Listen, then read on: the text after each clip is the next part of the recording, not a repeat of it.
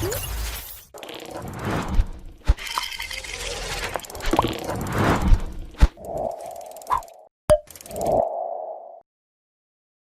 was the school tour? Did you enjoy the video? Or are you confused what I was talking about in the video? If you're confused now, we are going to move to the next lesson. We are going to see the description text from the video before. Here is the text. What do you see on the text? I put some markers on the text. Can you guess what are their functions? Let's take a look to the first paragraph. SMP Hikmah Teladan is located in Cilember, Bandung. To reach our school, you need to walk through a small street from the gate. When you arrive at the parking lot, you can find the main building. There's a reception room, where administration staff can help you with school administration.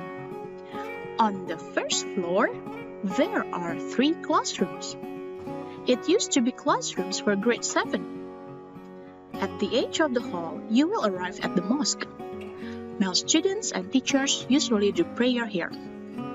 In this paragraph, I put 2 markers on several parts of sentences. The first one is, there's a reception room. And there are 3 classrooms. The next marker is on the first floor. Can you guess what we are going to learn from this text? If you see in the second paragraph, we use the same pattern to describe parts of the school. For example, there is another building, and there is a kitchen at the corner of the building. We can see the same pattern from paragraph 3 to the last paragraph. I guess now you know what we are going to learn in this grammar focus.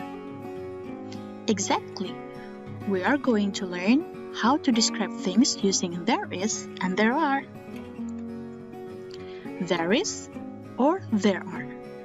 We use there is and there are when we first refer to the existence or presence of someone or something. For example, there is a science laboratory on the 3rd floor. It means that we have science laboratory which is located on the 3rd floor. The second one, there are 9 classrooms on the main building.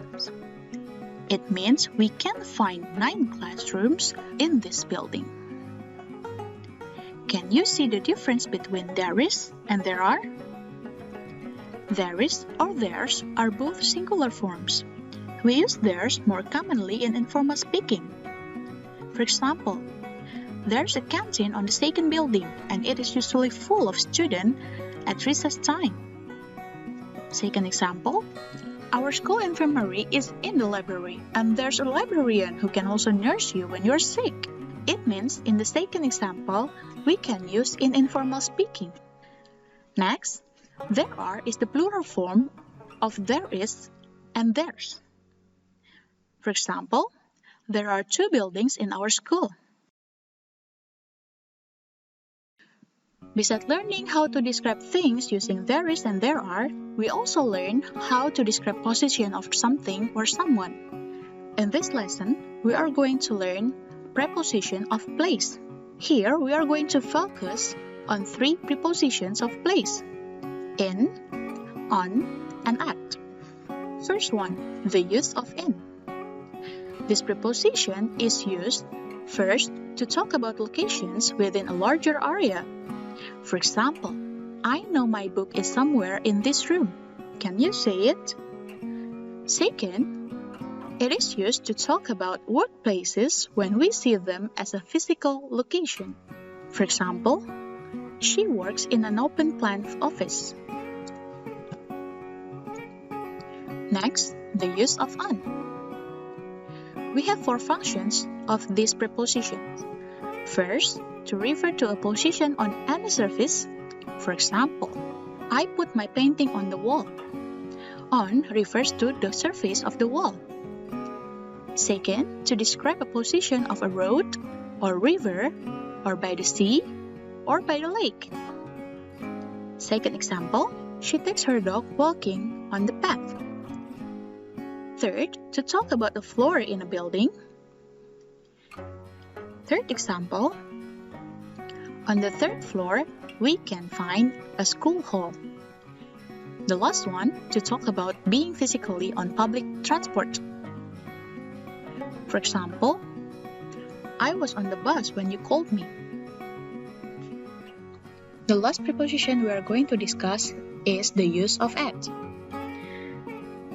It has more functions than the other two prepositions.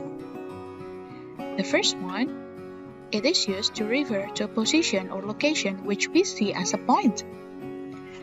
For example, I was sitting at my desk. Second, to talk about locations at companies or workplaces when we see them as a place of activity. For example, how many people are working at Microsoft? Next, to refer to activities which involve a group of people. For example, were you at Lisa's party? One of special functions of this preposition is to attach with school, college, and university. Next, to refer to an address. For example, they once lived at number 12 South George's Street. The last one is to talk about public places where we get treatments. For example, I'll be at the hairdresser's until 5. Those are the use of prepositions which refers to places. Remember, if we describe some places, we need to use preposition of places to refer the location of something or someone. This is the end of our lesson for today. I hope you can understand the use of preposition of places and describing words like there is and there are. Thanks for watching. See you on the next class. Goodbye.